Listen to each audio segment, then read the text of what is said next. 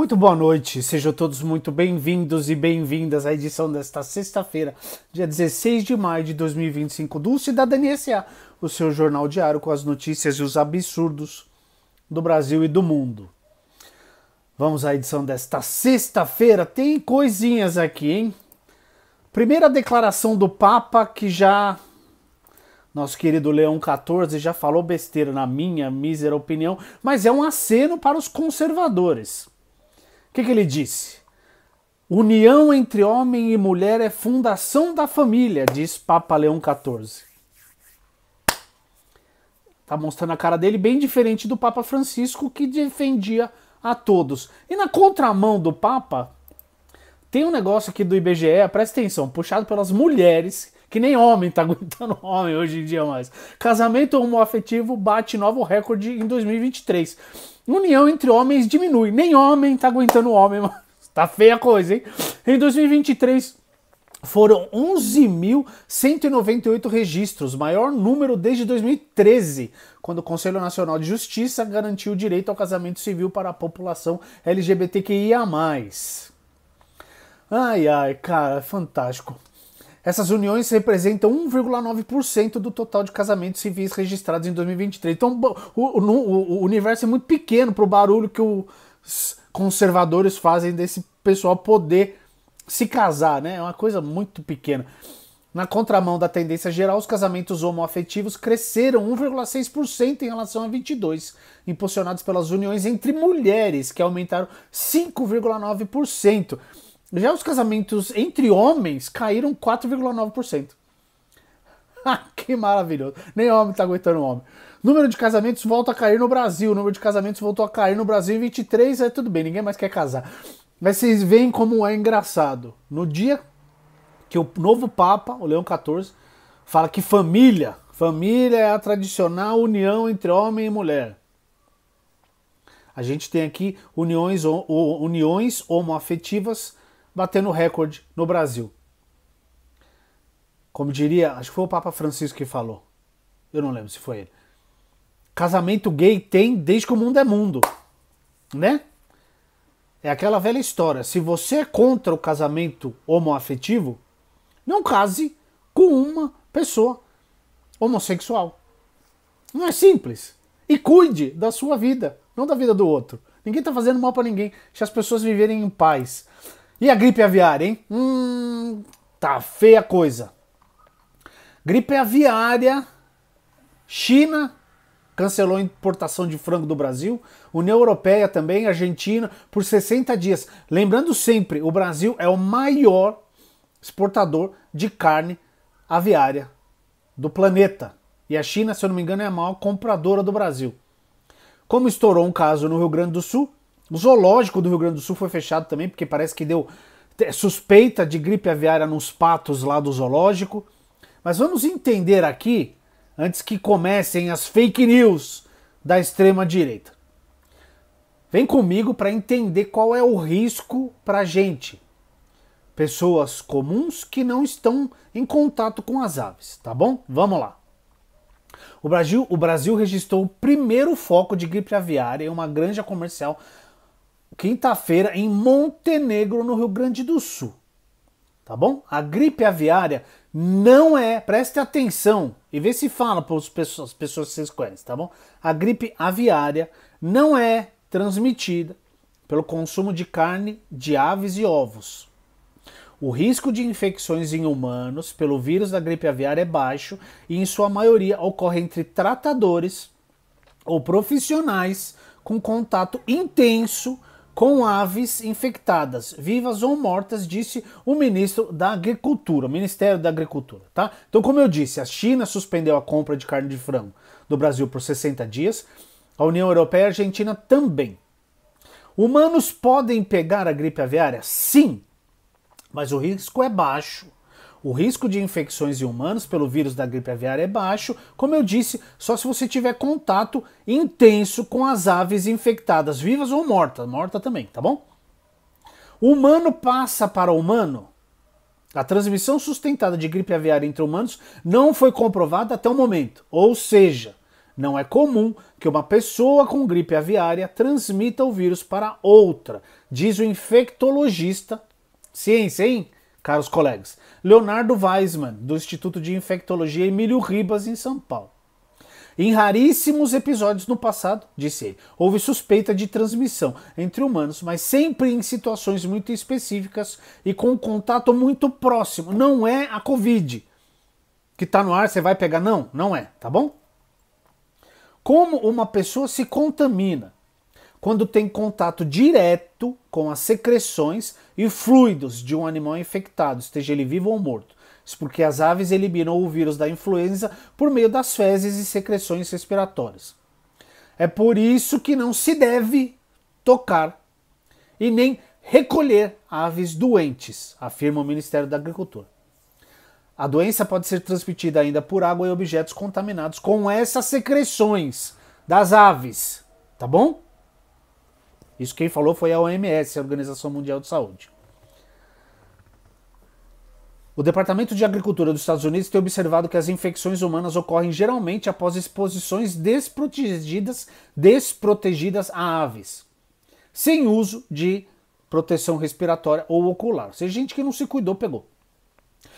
A mais importante, presta atenção, pode pegar gripe aviária comendo carne? Não. Até o momento, não há registros de contaminação de gripe aviária a partir do consumo de frango ou ovos devidamente preparados, afirmam o Ministério da Agricultura e a Organização Mundial de Saúde. É lógico que você não vai comer a carne de frango crua, né, queridinho? Tem que fritar, assar, cozinhar. O ovo é a mesma coisa. Não vai comer cru. Quem corre mais risco? As pessoas expostas às aves infectadas. Tarará, beleza. O H5N1, que é o danado aqui, é um subtipo do vírus influenza que atinge predominantemente as aves. Essa doença existe desde 2006, tá bom? E tá tudo bem aqui até agora. Chegou no Brasil em 2023 só. Até quinta, ela só tinha atingido aves silvestres. Então, vamos ficar esperto aí, mas não sem pânico, tá bom? Sem pânico. Outra aqui, ó. Mas de novo, ontem eu falei do desmatamento que tinha diminuído, né, em 2024, mas olha esse aqui. Mais de 97% do desmatamento no Brasil nos últimos anos é resultado do quê? De pressão do agronegócio. Aponta estudo, é meio óbvio, né? Ah, cara, nos últimos 6 anos as atividades agropecuárias foram responsáveis por mais de 97% do desmatamento no Brasil. Os dados são dados, não é opinião que alguém tirou da cabeça, não. Dados científicos, tá bom? Foram extraídos da plataforma Map Biomas por meio da iniciativa Map Biomas Alerta, que identifica e qualifica pontos de supressão florestal em todo o país. Tá? A fronteira agrícola do Matopiba, que abrange o Tocantins e parte do Maranhão, do Piauí e da Bahia, concentrou 75% do desmatamento do Cerrado e cerca de 42% de toda a perda de vegetação nativa no país no ano passado. Esses números, no entanto, representam uma queda de 40% em relação a 2023. A queda a gente falou ontem, né? De 2019 a 2024, o Brasil perdeu uma área de mata nativa equivalente ao tamanho da Coreia do Sul. Foram mais de 9 milhões de hectares. Desses, mais de 6 milhões, ou 2/3 do total, ficam na Amazônia Legal. Tá bom? É muito triste. É muito triste, a gente tá matando tudo. Não vai ter planeta, né? A última. Todo mundo viu, eu não sei se vocês viram, um determinado canal de televisão, cheio de mulher, que se dizem feministas e tudo mais. São feministas até a página 2. Atacaram a Janja porque ela teria feito uma pergunta no jantar lá entre o governo brasileiro e o governo chinês. E ela teria feito uma pergunta ao Xi Jinping sobre o TikTok e sobre o controle das redes, principalmente do TikTok no Brasil. Globo News ficou dias falando da Janja, já que a Janja tinha criado um climão e pipipi, popopó. Pois o Lula veio e clareou a situação, que ele tinha feito a pergunta. E como a Janja entende mais de rede social, ela fez um complemento à pergunta e o Xi Jinping não ficou ofendido. E, na verdade, o Lula ficou puto da vida por como essa coisa vazou para a imprensa. Sendo que lá só tinham os ministros dele, o Alcolumbre e mais alguém, eu não lembro quem. Vejam só, o TikTok é chinês, mas o TikTok não funciona na China. Vocês sabiam disso? Não tem TikTok na China. Eles têm uma rede lá que é super controlada, adolescente não pode usar só X minutos ou horas por dia. Então o TikTok é chinês, mas não existe na China. Os chineses não podem usar o TikTok, não podem baixar, não tem acesso ao TikTok. Mas presta atenção aqui em como o governo chinês ficou ofendido com a pergunta do presidente Lula e da primeira-ministra Janja. TikTok envia carta de diálogo ao Brasil após críticas de Lula e Janja. A rede social afirmou nesta quinta, ontem, em carta ao governo brasileiro, ter tomado conhecimento das observações feitas pelo presidente Luiz Inácio Lula da Silva e pela primeira-dama Janja da Silva durante jantar com o presidente chinês Xi Jinping na China. A plataforma declara estar disponível para discutir sua atuação no país e avaliar possíveis regulamentações.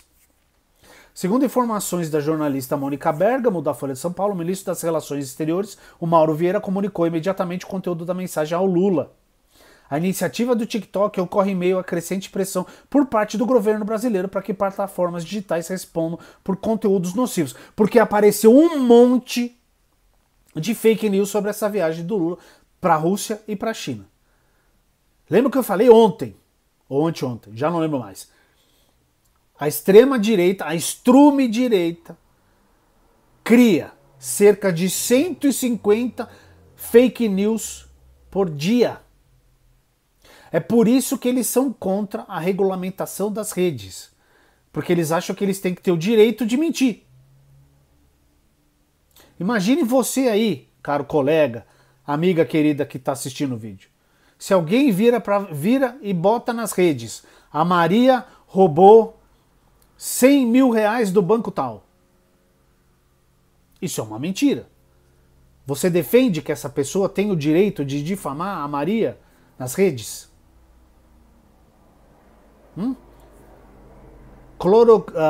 Ivermectina é funcional contra a Covid.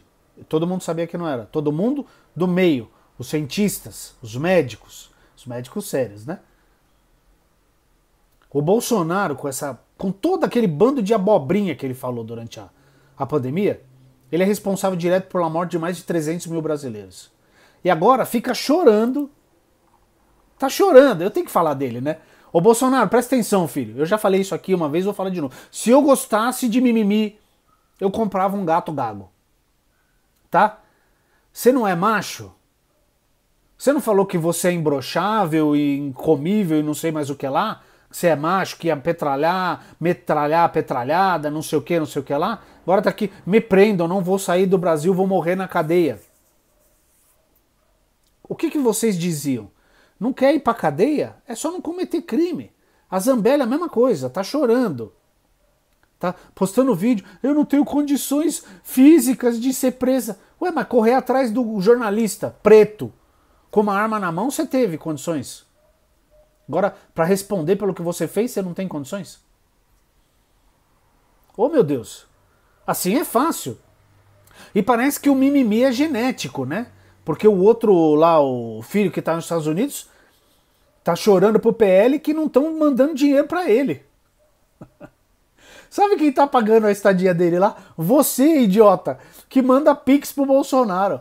Ele tá mantendo o filhinho dele nos Estados Unidos com o dinheiro que ele arrecada no pix que você, imbecil de extrema direita, manda para ele. É assim que ele tá mantendo Eduardo. É o Eduardo que tá lá, né? Eu nunca lembro. Esses são todos esses filhos idiota dele.